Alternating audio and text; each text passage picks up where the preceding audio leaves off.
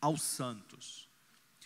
Já que nós temos uma salvação comum, eu me senti obrigado, inspirado a escrever para vocês, a batalhar pela fé. Por que eu preciso batalhar pela fé?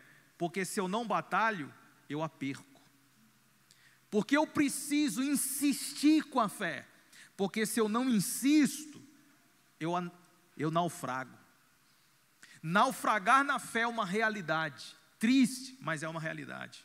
E infelizmente, não foi só Imineu e Alexandre que naufragaram na fé. Muitas pessoas que no decorrer do caminho da salvação perdem a fé. E nós vamos falar sobre essas questões, ok? Então vamos lá.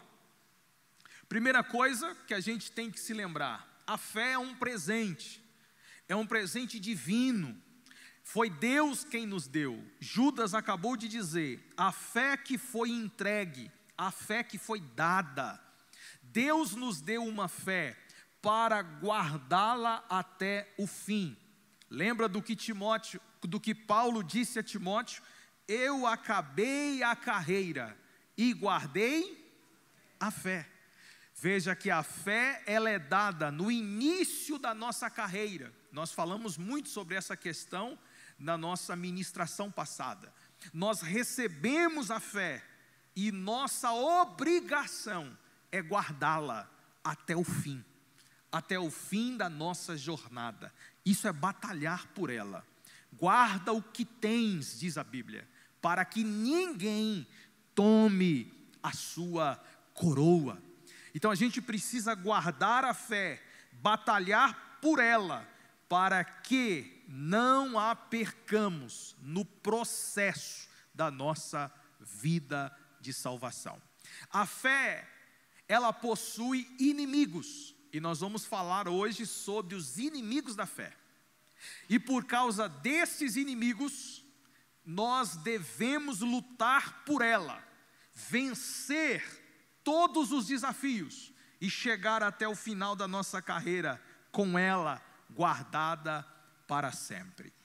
Vamos falar sobre os inimigos da fé. Nós vamos falar sobre os cuidados que devemos ter para não perder a fé. E nós vamos falar sobre a batalha que nós devemos travar para não perder a fé. Esses são os 3 pontos que vamos abordar do nosso estudo hoje aqui. Então vamos lá. Inimigos da fé. A fé, só definindo, ou melhor dizendo aí, a definição da fé, segundo Hebreus capítulo 11, verso 1, a fé é o firme fundamento das coisas que se esperam, a prova das coisas que não se veem. Hebreus 11 fala que fé é sinônimo de convicção, confiança, certeza. A fé é a base da esperança, e a esperança em Cristo. A fé não é só uma crença numa religião. A fé não é apenas uma ideologia. A fé é uma confiança pessoal e contínua na palavra de Deus. Fé vai além de apenas um entendimento intelectual de uma verdade. A fé é a esperança em Cristo, onde Ele, Cristo, foi o mesmo que nos deu a própria fé. Então fé é certeza, é convicção, é a base da esperança. E por causa disso devemos lutar por ela. A fé possui inimigos? Sim. E eu vou te dar alguns desses inimigos que a gente precisa tomar cuidado, ok? O primeiro inimigo que eu quero citar, 1 Timóteo capítulo 4, versículo 1. Timóteo 4, 1. Ora, o Espírito afirma expressamente que, nos últimos tempos, alguns, e graças a Deus que são alguns, não são todos, alguns apostatarão da fé. Apostasia é o desvio da fé. Apostasia é a perca da fé. Apostasia é o abandono deliberado da fé. Então Timóteo está dizendo, 1 Timóteo 4:1, por favor. Aí. Alguns apostatarão da fé, por obedecerem a espíritos enganadores e a ensinos de demônios. Irmão, o demônio ensina, pior que ensina, irmão.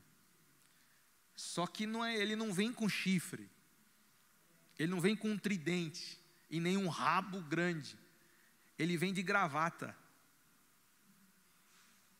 de terno, social, com gel,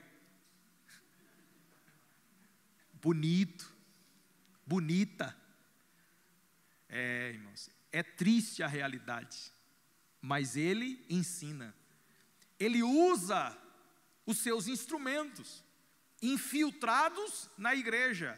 Ah, pastor, isso é conspiração, isso não existe não. Calma aí que eu vou te mostrar, e não é dado científico, não. Isso é Bíblia, irmão.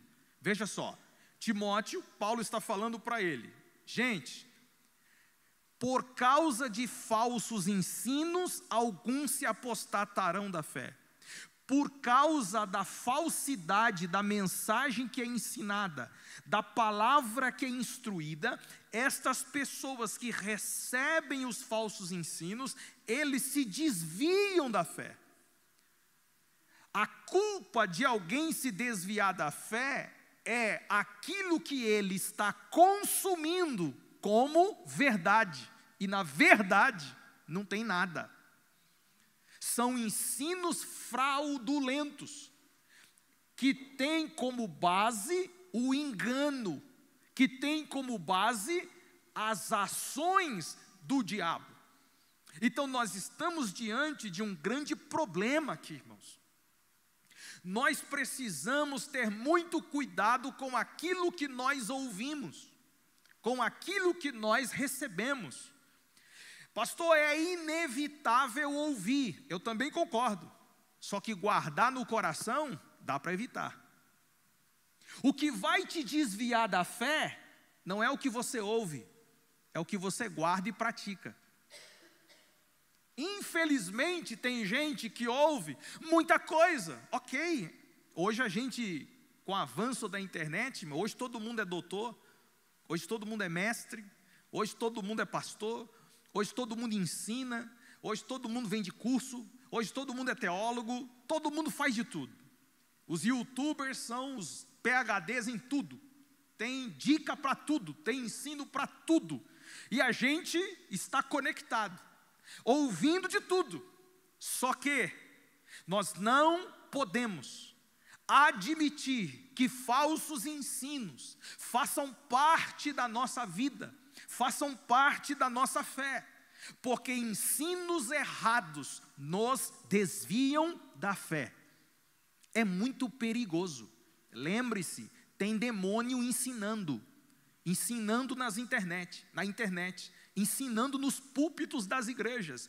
Tem demônio ensinando pessoas, e são ensinos fraudulentos, transvestidos de piedade, transvestidos de verdade, quando na verdade a essência é o engano, a mentira. Então nós precisamos discernir os espíritos, discernir as mensagens, ter uma mente apurada e não engolir tudo. Não engula tudo, não ouça, ainda que ouça, não acredite em tudo, pondere, faça como os bereanos, enquanto se pregava, enquanto se ensinava, eles conferiam nas escrituras. Ninguém está acima da verdade, irmãos, nem eu posso falar algo errado, e vocês podem conferir, e se eu estiver errado, eu devo me retratar. Ninguém está acima da verdade, nenhum homem está acima da verdade. Ouça o ensino Mas se o ensino não condiz com as Escrituras, rejeite, abandone, não aceite o ensino fraudulento, porque senão ele pode te desviar da fé. E eu ouso a dizer, os falsos ensinos ainda é a principal arma de Satanás para desviar os crentes da fé. Tem muitos crentes desviados da fé por causa de ensinos errados, fraudulentos.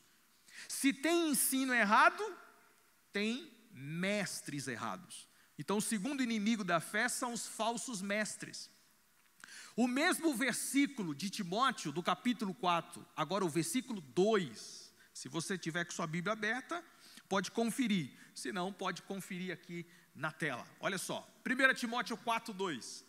Tais ensinamentos vêm, de onde vêm os falsos ensinos que desviam da fé? Aí Paulo fala para Timóteo, tais ensinamentos vêm de homens hipócritas, mentirosos, que têm a consciência cauterizada. Essas pessoas que ensinam isso não se arrependem do que falam, porque sua consciência é má, porque o falso mestre já é um apóstata. Ele não serve uma fé genuína, então ele não tem dor na consciência. Se você imaginar um falso mestre vindo a público, se retratar, pedir perdão, ele não vai fazer, porque a consciência dele já está cauterizada, e o que ele fala é ele próprio, só mentira, só engano. Ele é um hipócrita, um mentiroso, ele tem uma máscara de ovelha, mas o seu interior é lobo. O coração é um coração de lobo, mas ele fala com uma convicção tão profunda, uau, que a gente fala, meu Deus, será que é verdade isso aí? Não caia nesse conto do vigário, não caia no engodo de Satanás, não caia em homiléticas bonitas aí, porque tem um monte de gente falando bonito, mas falando mentiras, tirando a essência do evangelho e colocando o evangelho falsificado, cheio de engodo, cheio de mentira, ensinando os crentes a pecarem contra Deus. E quando você os confronta, não julgueis, não pode julgar. Se você fala alguma coisa, você é um religioso, porque a religião te escravizou. Religiosidade, irmão, é outra coisa, não tem nada a ver com alguém que está na verdade e não aceita mentiras. Nós devemos, como igreja, estar posicionados na verdade, não aceitar ensinos fraudulentos e nem tampouco ouvir mestres mentirosos. Pera aí, irmão, se você sabe que o cara fala mentira, se você sabe que o cara só fala heresia, e você ainda segue ele nas redes sociais, você ainda ouve as mensagens dele, você é cúmplice.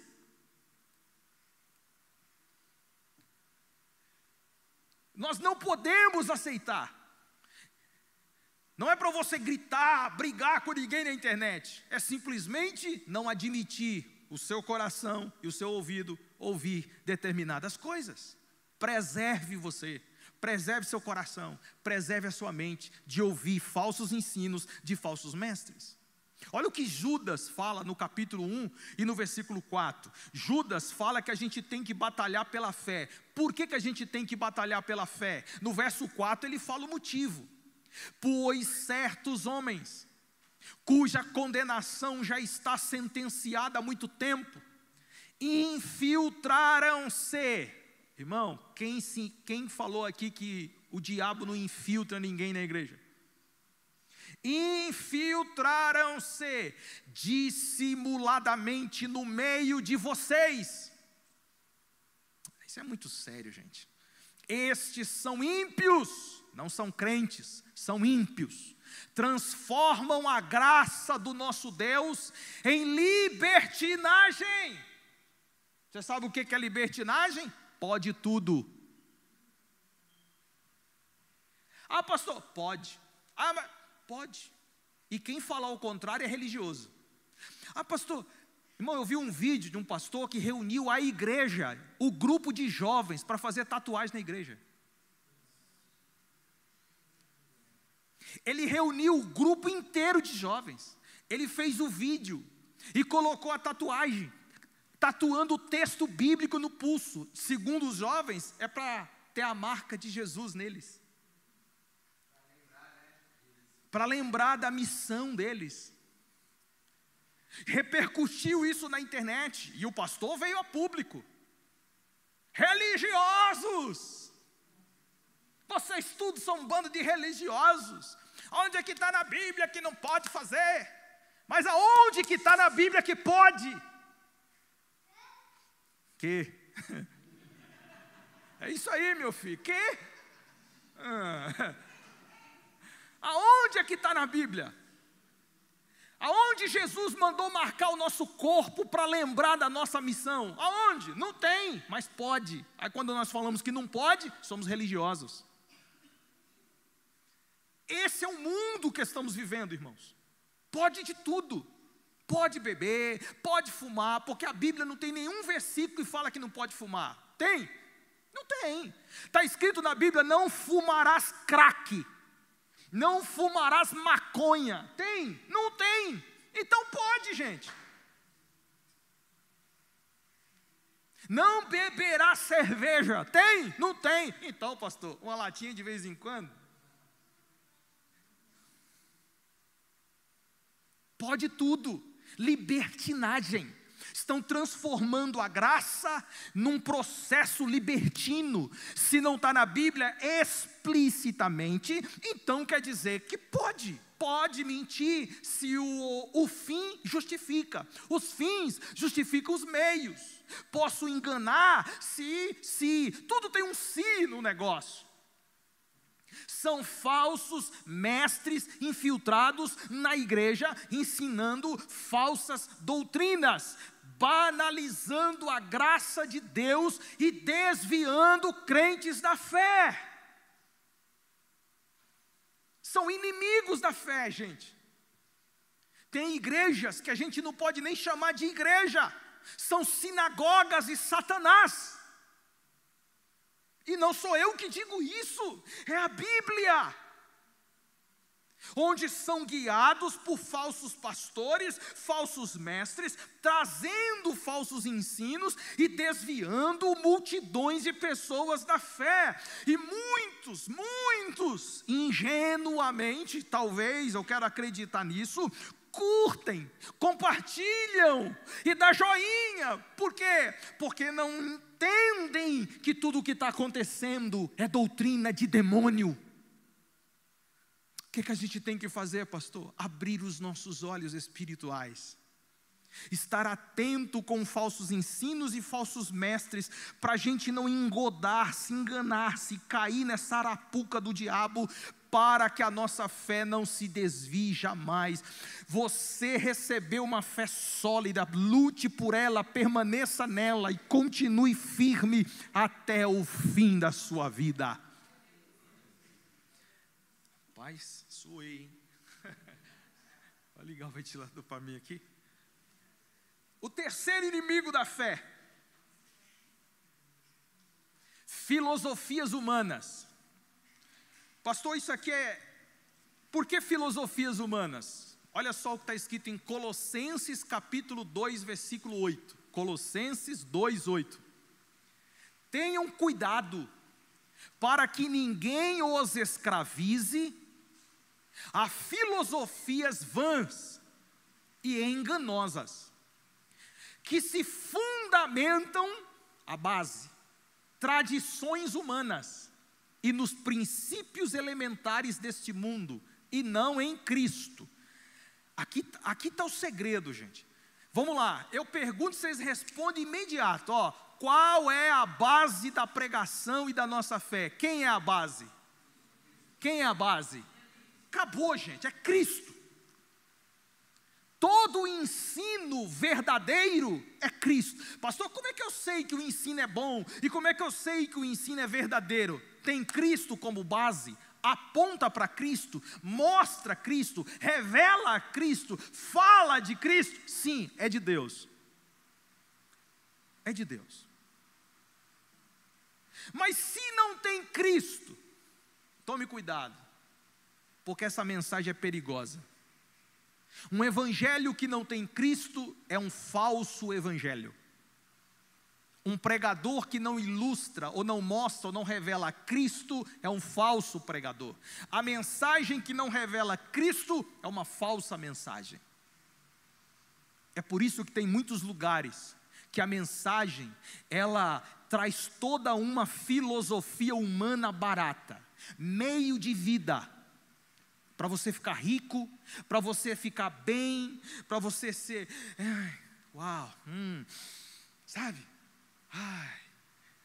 Olhe para dentro de você, uau, sim, você é o cara. Aí o evangelho de Jesus é um pouquinho diferente, olhe para dentro de você, sim, você não presta. Mas como assim? Quem presta é Ele, a honra é dEle, a glória é dEle. Só que Ele está em você, e Ele faz você prestar porque Ele está em você. Então não é você que presta, quem presta é Ele porque Ele mora em você. Aí a gente começa a entrar em conflito, por quê? Porque eu não sei se eu sigo o evangelho de Cristo, ou se eu sigo as tradições humanas, ou se eu sigo as filosofias humanas. Aí eu quero fazer o seguinte, peraí, porque essa mensagem é chocante, essa mensagem é radical. E a vida em que nós vivemos hoje, a vida moderna em que vivemos hoje, existem determinadas mensagens que elas são muito radicais, muito chocantes. Então o que a gente tenta fazer? Adaptar. Adaptação é a pior coisa do mundo, irmão. Quem aqui gosta de puxadinho aqui? Fazer um puxadinho aqui, ô coisa feia. É falta de planejamento, irmão. Está na cara que aquele negócio não era para estar ali, mas por causa de falta de dinheiro, né? Planejamento, aí, vamos fazer um puxadinho aqui. É feio, mas é o que tem para janta. Eu não estou falando mal não, só estou ilustrando. O evangelho não é um puxadinho. O evangelho foi planejado, gente. Mas o que os homens querem fazer? Puxadinho na Bíblia. Puxadinho no evangelho. Aí eles puxam um negocinho para cá, para satisfazer o homem, para satisfazer a vontade das pessoas. Aí começa um puxadinho aqui, um puxadinho ali, daqui a pouco virou uma coisa horrível, um Frankenstein. Por quê? Porque o evangelho genuíno não está sendo mais pregado, e sim um evangelho místico. O que significa a palavra filosofia vã? A palavra filosofia ali não tem a ver com o intelecto filosófico, o saber. Não é. A palavra filosofia aqui tem um sentido espiritual. O sentido da filosofia vã que Paulo usa, fala dos poderes cósmicos, poderes místicos. E o termo que Paulo usa, rudimento do mundo, ou princípios elementares do mundo, fala do poder místico do cosmo. Então são dois tipos de poderes. Ele está falando do zodíaco, ele está falando de poder universo, áurea, sabe aquele negócio? Energia, luz, sabe esse negócio? Ele está falando de filosofia vã, de misticismo, consultar espíritos, consultar demônios. Aí o que ele está afirmando?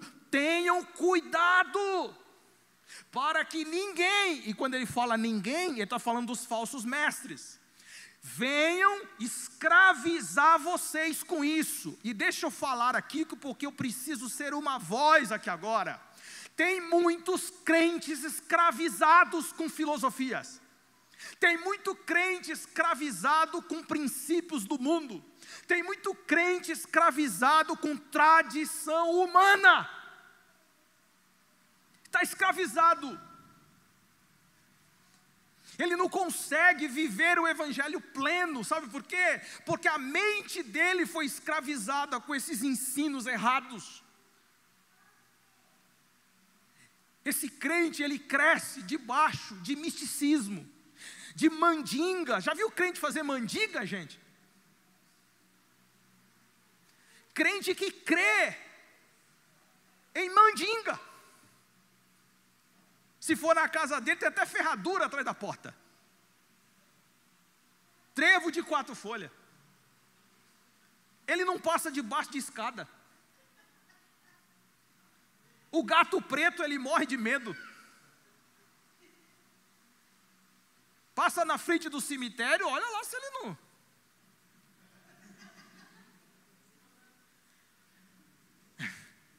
A gente ri, mas chora, irmão.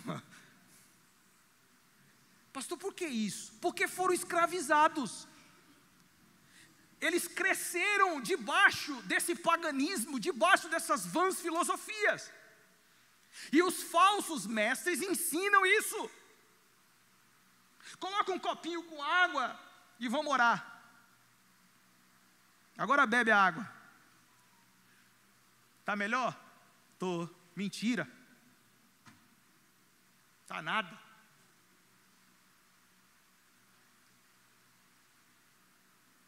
Não, para ficar melhor, eu vou pôr o óleo na água. Aí vai ficar bom. Agora você vai ser curado. A oração da fé curará o doente. A Bíblia fala de água, a Bíblia fala de óleo, a Bíblia fala de rosa ungida, a Bíblia fala de cajado, a Bíblia fala de lenço, a Bíblia fala disso. Não! Mas por que fazem, pastor? Tradições humanas, filosofias vãs. Pastor, desculpe, mas uma vez eu vi dando certo. Macumba dá certo também. Tem um monte de gente escravizada e não consegue sair do relacionamento porque foi presa com obra de macumbaria. Dá certo. Só porque deu certo quer dizer que é de Deus? Só porque deu certo quer dizer que Deus autorizou? Só porque deu certo quer dizer que Deus assinou embaixo? Deus só autorizou e assinou embaixo aquilo que está na Bíblia. Ainda que o homem faça e funcione, ainda que o homem faça e dê certo, está na Bíblia? Não, eu rejeito. Simples. E simples. Está na Bíblia? Não, não quero para a minha vida. Não, bebe esse olhinho aqui. Para que beber óleo, irmão? Eu creio num Deus que está acima de todas as coisas. Bebe essa aguinha aqui que vai resolver seu problema. Não, o que vai resolver o problema é Jesus. Eu não preciso dessas coisas. Eu sei em quem eu tenho crido. Isso basta. Amém? Vocês estão aí, não? Não vai embora não, hein? Só está começando. Inimigo da fé. Falso ensino, falso mestre que ensina vãs filosofias. Agora o inimigo da fé, que é terrível, é o pecado. Porque o pecado nos faz desviar da fé. Olha só o que está escrito em Hebreus capítulo 3, versículo 12. Cuidado, irmãos, para que nenhum de vocês tenha o coração perverso e incrédulo, que se afaste do Deus vivo. Um coração perverso afasta-se de Deus. Eu estou em Cristo quando o meu coração é purificado e santificado por Ele. Mas se eu estou com um coração perverso, um coração pecaminoso, eu me afasto de Deus. Por quê? Porque o pecado cria uma barreira entre nós e Deus. O pecado é um inimigo cruel, que nos afasta de Deus, que nos desvia da presença do Senhor. Não são poucos os crentes que hoje estão com a fé naufragada por causa do pecado. Porque eles pecam e não se arrependem.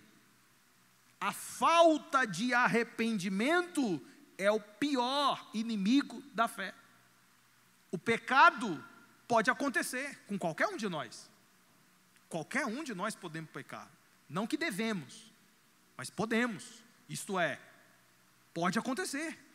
Só que, se pecar, o que João ensinou? Confessa. Peça perdão, porque o sangue de Jesus nos purifica de todo o pecado. Então o pecado aconteceu, confesse, peça perdão, Jesus te purifica de novo e você segue a vida pela fé. Continua a jornada. Mas eu pequei, não confessei, coloquei panos quentes em cima e sigo minha jornada. O que vai acontecer comigo? Eu vou naufragar na fé. E vai chegar um momento da minha vida, se eu não me arrepender, aí eu posso me apostatar da fé. Que eu abandono o deliberado da fé. Então o pecado é cruel, ele mata e faz a gente perder a nossa fé. Acabou? Quinto. Naufrágio na fé. Então vamos lá. O perigo de perder a fé. Então eu falei 4 inimigos cruéis para a fé, ok?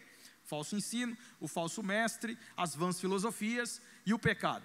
Esses 4 inimigos da nossa fé, eles nos causam o naufrágio na fé. Nos faz perder a fé.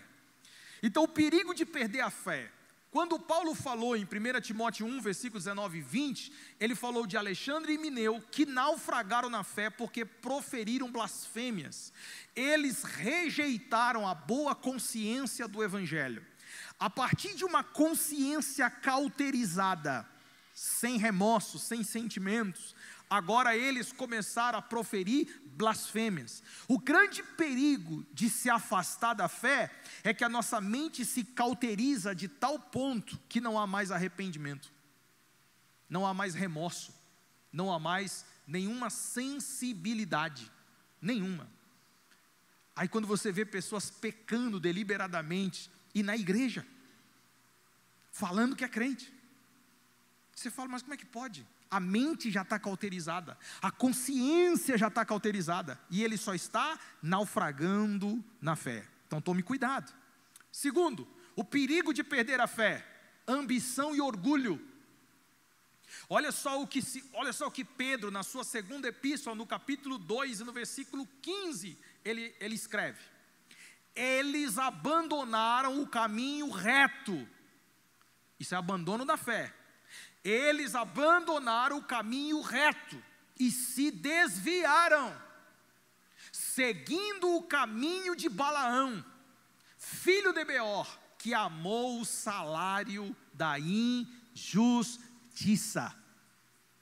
O que é perder a fé? Abandonar a retidão para andar no caminho da injustiça. Abandonar a graça de Cristo para viver uma vida egoísta e gananciosa. Isso aqui, irmão, é o retrato de muitas pessoas que abandonou a essência do Evangelho, a humildade do Evangelho, a retidão do Evangelho e se venderam a um sistema corrupto, a um sistema financeiro violento, inflamado pelas mídias sociais. E agora essas pessoas abandonaram esse caminho de retidão porque amaram o salário.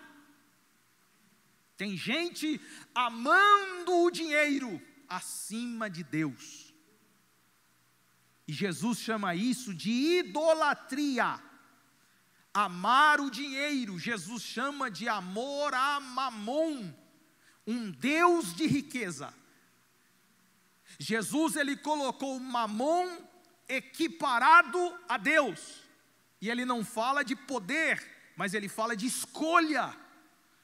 Ele disse, não dá para amar a Deus e amar a riqueza, porque você vai ter que amar um e odiar o outro. Ou você ama a Deus e odeia a riqueza, ou você ama a riqueza e odeia a Deus. Pastor, não posso ser rico? Pode, desde que a riqueza não tome o lugar de Deus no seu coração. Nós estamos falando de amor aqui. Não é ter o dinheiro, é amar o dinheiro. Você pode ter muito dinheiro, só que o dinheiro não pode ter você. Você pode ter muita coisa, só que as coisas não podem ter você. Você não é escravo delas, você não pertence a elas. Elas são um meio para um fim. Você tem o dinheiro, você tem um bem, você tem um patrimônio que é um meio para um fim. Qual o fim? Glorificar a Deus. o que aconteceu com as pessoas que perderam a fé? Ambição e orgulho desviaram essas pessoas da fé.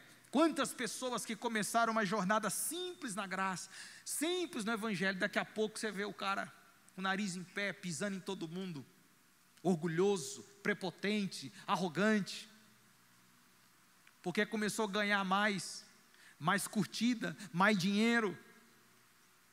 Hoje ele não depende mais de ninguém, começa a ficar prepotente, arrogante.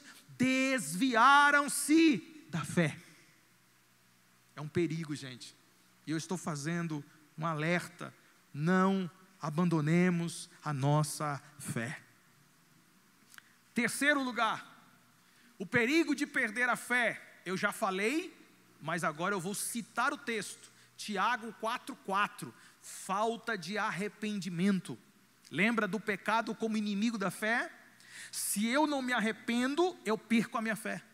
Primeiro é Tiago 4,4.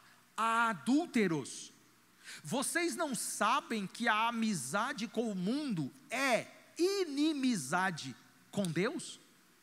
Quem quer ser amigo do mundo, faz-se inimigo de Deus.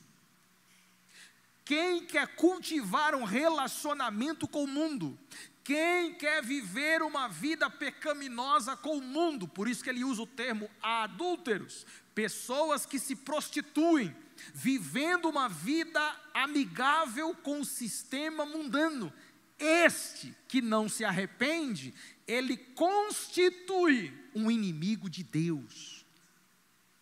Meu Deus do céu, irmãos. Nós estamos falando de uma pessoa que ele começou a viver uma vida de pecado, agora ele não está mais se arrependendo, e agora ele constrói laços de amizade, de afeto com o mundo.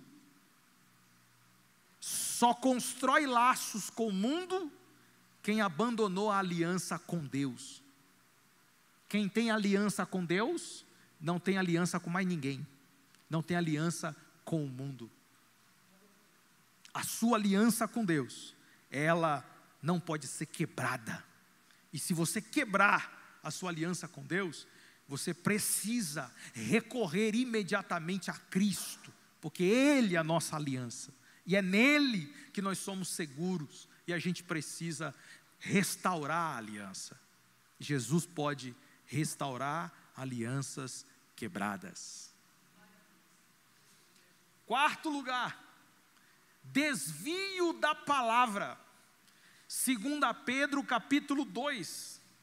Se você quiser abrir aí na sua Bíblia, porque aqui a letra ficou um pouquinho pequena. 2 Pedro capítulo 2, versículo 20. Pessoas abandonam a fé quando estas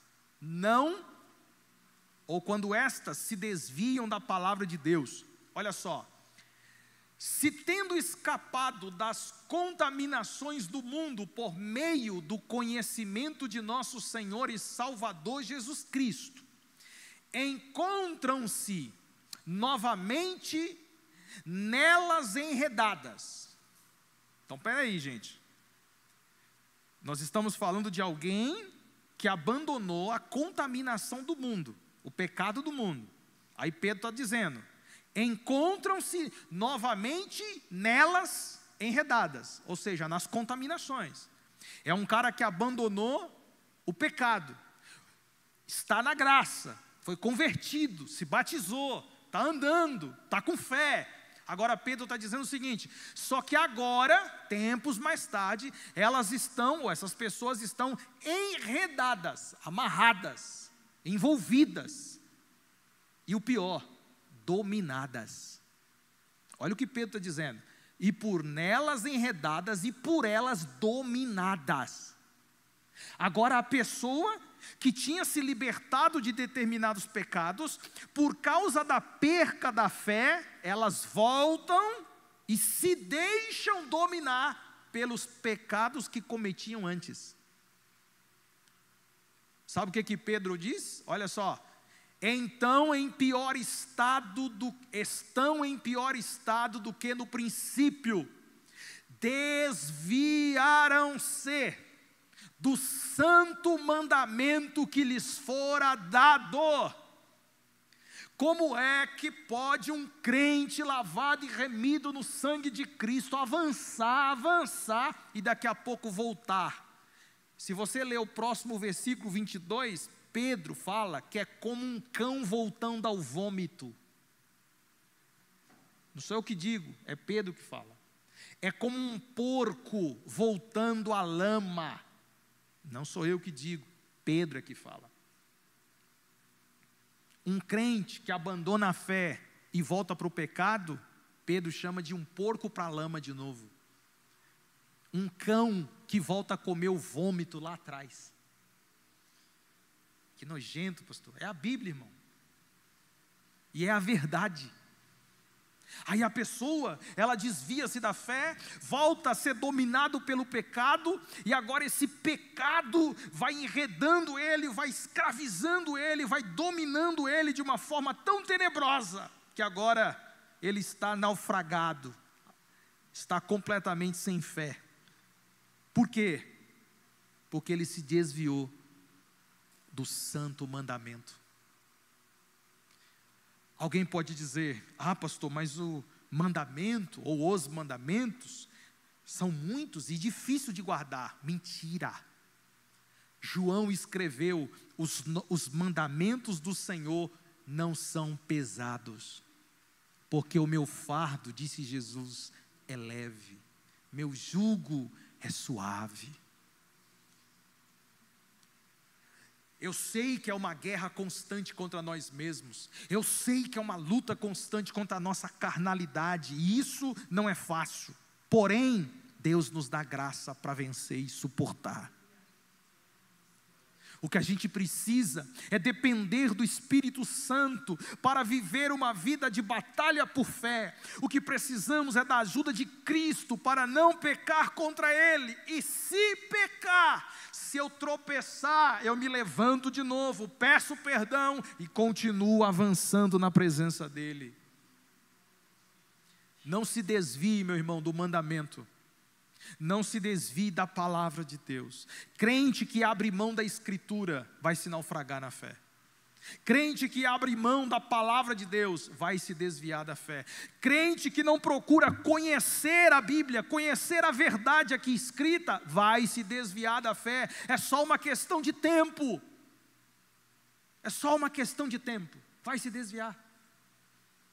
Erreis por não conhecer as Escrituras e nem o poder de Deus. Quando é que eu erro? Quando eu começo a desprezar a Bíblia, quando eu começo a desprezar a palavra. Crentes, irmão, eu tenho medo. Crentes que não valorizam as Escrituras e crentes que não valorizam o ensino da palavra, eu tenho medo. É só uma questão de tempo. Lá na frente vai tropeçar, lá na frente vai cair. Eu não torço por isso não. Eu só sei o que vai acontecer, porque ninguém que despreza o mandamento será bem sucedido na vida. Só quem valoriza o mandamento de Cristo consegue continuar firme na fé. Aleluia. Quinto lugar, a insuficiência de Cristo. Como assim, pastor? Cristo não é suficiente? Claro que é. Mas quando é que eu começo a perder minha fé? Quando Ele, na minha visão, não é suficiente. Se Jesus não for suficiente para você, você já perdeu a fé. Se você entende que precisa mais alguma coisa além de Cristo, você já perdeu a fé. Você não vai perder, você já perdeu, já se desviou. Olha o que está escrito em Gálatas 5:4.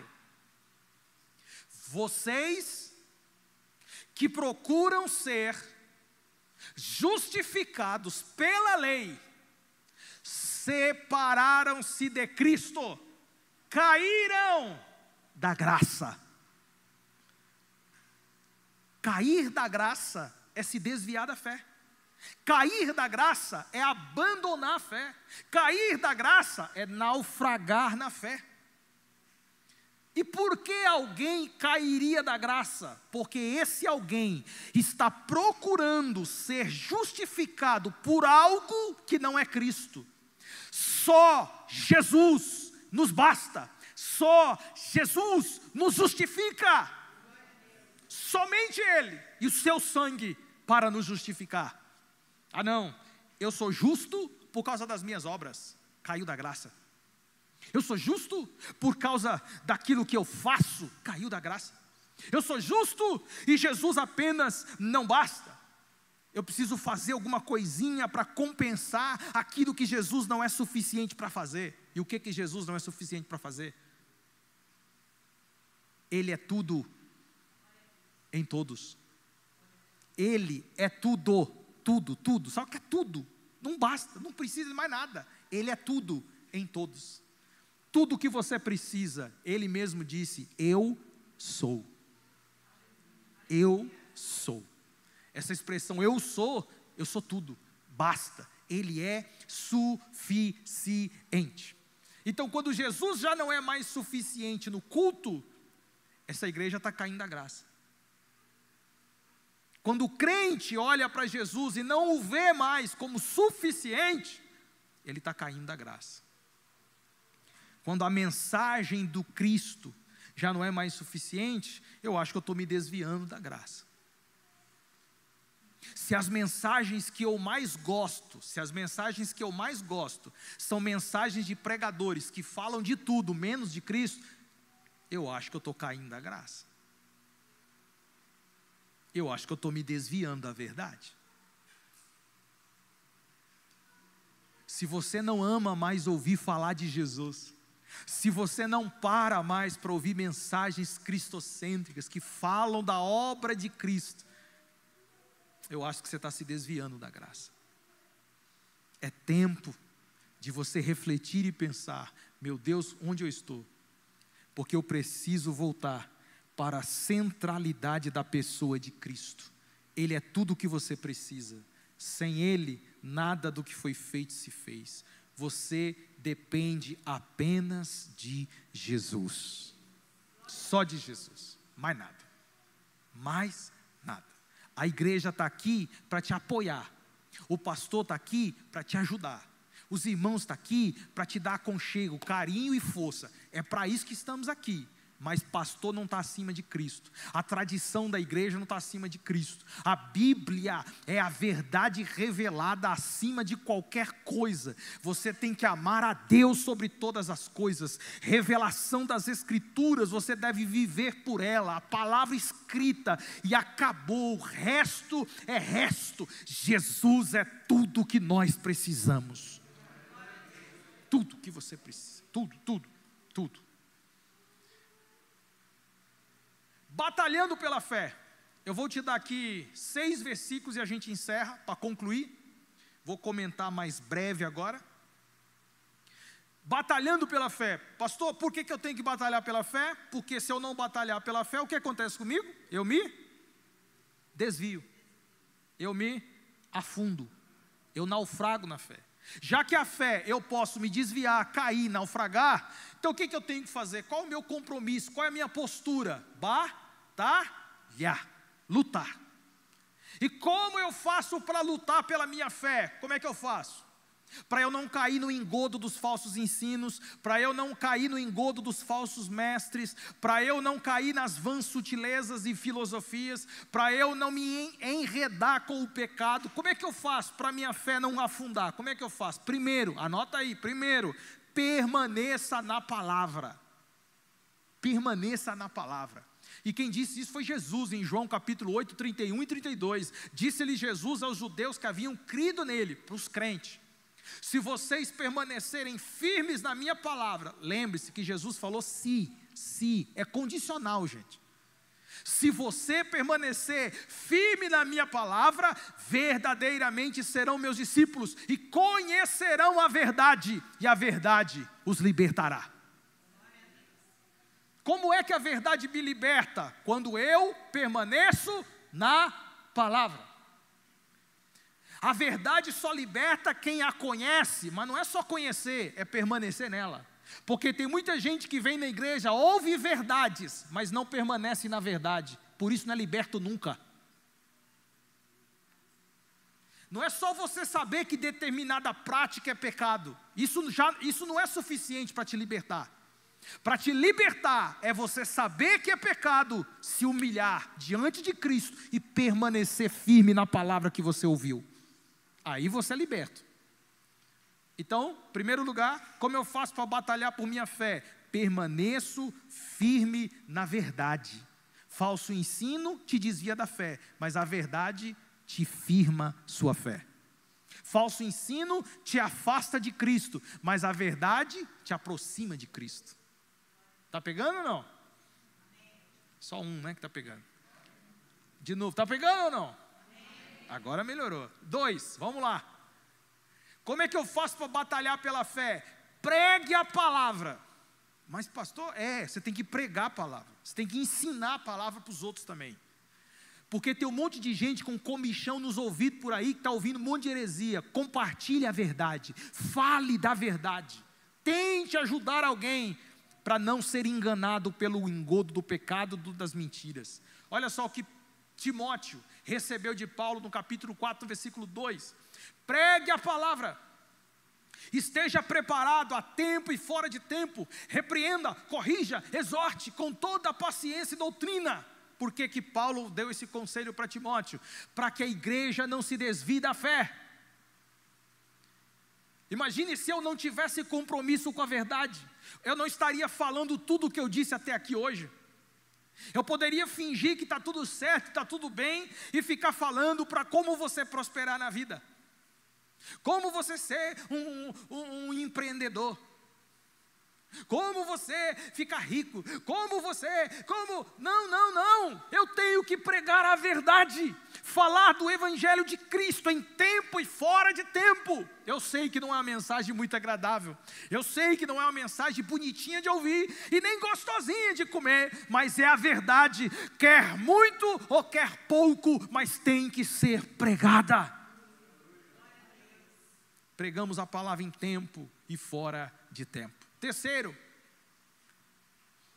2 Timóteo capítulo 2, 24 ao 26. Ao servo do Senhor não convém brigar, mas sim ser amável para com todos, apto para ensinar, paciente, deve corrigir com mansidão os que lhe opõem, na esperança de que Deus lhe conceda o arrependimento. Vocês lembram que um dos inimigos da fé é o pecado, e que por causa do pecado, sem arrependimento, a gente se desvia da fé? Então qual é o conselho de Paulo para Timóteo? A gente precisa corrigir as pessoas, a gente precisa instruir as pessoas, ensiná-las, para elas se arrependerem, levando-os ao conhecimento da verdade, para que assim voltem à sobriedade. O que é alguém sóbrio? Lúcido, em perfeito juízo. Porque um crente que está vivendo uma vida de pecado, que não se arrepende, está fora de si, não está no perfeito juízo. E o que nós temos que fazer? Pregar a verdade, para que através da verdade essa pessoa volte ao juízo perfeito. Ele volte à sobriedade intelectual e espiritual. E o texto ainda continua dizendo: e escapem da armadilha do diabo. Irmão do céu, a Bíblia está aí, é gente que não lê. É o diabo que faz armadilha. Ele engoda as pessoas com falsos ensinos e com a prática do pecado. A pessoa está vivendo enganada. E aí o que a gente tem que fazer? O ensino das Escrituras, que os aprisionou para fazerem sua vontade.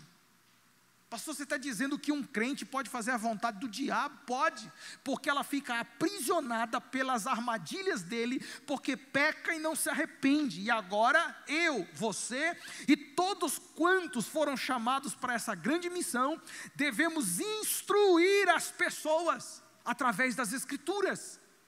Por isso que Jesus disse: conhecereis a verdade, ela vai libertar. porque a verdade tem que ser ensinada, ela tem que ser compartilhada, ela tem que ser ministrada. Compartilhe a verdade. Tem um monte de gente que compartilha fake news e mentira. Seja você um agente, compartilhe a verdade, o ensino coerente, o ensino de Cristo, para que esse ensino liberte as pessoas das garras do diabo.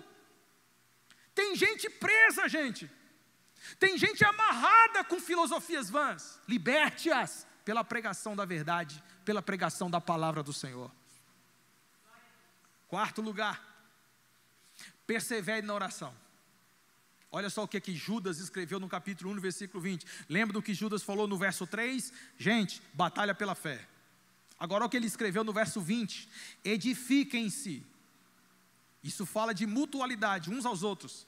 Porém, amados, na santíssima fé, olha só como ele chama a fé, santíssima, que vocês têm, orando no Espírito Santo. Então como é que eu faço para não perder minha fé? Persevere na oração, gente, porque os dias são maus, e se você não orar, você vai cair. Mantenha uma vida de oração, persevere em oração, faça orações regulares, busque a presença do Espírito Santo na sua vida, seja cheio do Espírito Santo todos os dias, para você não naufragar na fé. Muitos crentes já caíram na fé, porque não cultivaram ao longo da sua vida uma vida de oração. Crentes que têm uma vida de oração contínua, está cada vez mais distantes de naufragar e cair na fé. Mantenha uma vida de oração, firme e forte diante de Deus. Quinto lugar, autoexame. Como assim, pastor? Lembra do que Paulo falou na ceia? Examine o homem a si mesmo. Isso não é só na ceia, não. Olha só o que está escrito em 2 Coríntios 13, 5. Examinem-se para ver se vocês ainda estão na fé. Espera aí, pastor. Eu preciso me examinar para ver se eu estou andando ainda no caminho, para ver se eu ainda estou com fé. É isso. Examinem-se para ver se vocês estão na fé. Provem-se a si mesmos. Provem-se a si mesmos. Não percebem que Cristo Jesus está em vocês? A não ser que tenham sido reprovados.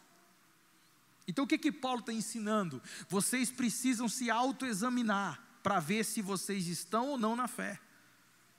Vocês precisam se autoavaliar. Meu Deus, o que eu estou dizendo? Meu Deus, o que eu estou fazendo? Meu Deus, o que eu estou crendo? Meu Deus, como eu estou compartilhando? Eu não fazia isso, hoje eu estou fazendo. Eu não acreditava nessas coisas, hoje eu estou correndo atrás dessas coisas. Eu até falava mal dessas profetadas, hoje é eu que estou correndo atrás de profetada. Eu não preciso disso, você não precisa disso, você precisa de Cristo, Ele é suficiente. E por falar em Cristo, eu encerro em sexto e último lugar. 1 João 5, versículo 4 e 5. Anota isso na sua Bíblia, ó. 1 João 5, versículo 4 e 5. O que é nascido de Deus, vence o mundo. E esta é a vitória que vence o mundo, a nossa fé. Qual é a vitória que vence o mundo? Resposta de vestibular gospel. A nossa fé. É pela fé que vencemos o mundo. Mas o que significa isso? Parece tão subjetivo. A fé que vence o mundo. Aí João continua: quem é que vence o mundo? Ele faz outra pergunta: quem é que vence o mundo? Aí ele responde: somente aquele que crê que Jesus, só Jesus, é o Filho de Deus. Ele poderia abrir um parênteses ali e falar um monte de outra coisa. Quem é que vence o mundo? Ah, quem vive pela obra, quem trabalha para a igreja, quem acredita em São Fulano, São Ciclano e São Bertano. Não, crê em Jesus. A fé em Jesus Cristo é suficiente para nos fazer vencer o mundo. A fé em Jesus Cristo é suficiente para vencer qualquer coisa. Cristo é suficiente. Vou dizer de novo: Cristo é suficiente. É por Ele e para Ele são todas as coisas. Glória, pois, a Ele. Amém? A batalha pela fé é uma necessidade urgente, portanto, não perca a fé. Olhe para o seu irmão bonito do seu lado, fala para ele assim, ó, irmão, vamos continuar lutando? Vamos continuar lutando? Fala para ele, não perca a sua fé. Combati o bom combate, terminei a carreira e guardei. Guarda a sua fé. Guarda. Mantenha firme. Como é que eu faço para guardar? Só lembrar, permanecer na palavra, perseverar na oração, acreditar na fé em Jesus Cristo como o suficiente, ensinar pessoas compartilhando a verdade. É só lembrar do ensino de hoje. Guarda a fé, porque essa fé vai te afastar do mundo do pecado. É essa fé que vai te fazer vencer e triunfar quando você chegar lá no final. E vamos chegar para a glória de Deus, amém? Glória a Deus. Deixa eu orar com você. Senhor Jesus, meu muito obrigado pela sua preciosa palavra. É uma palavra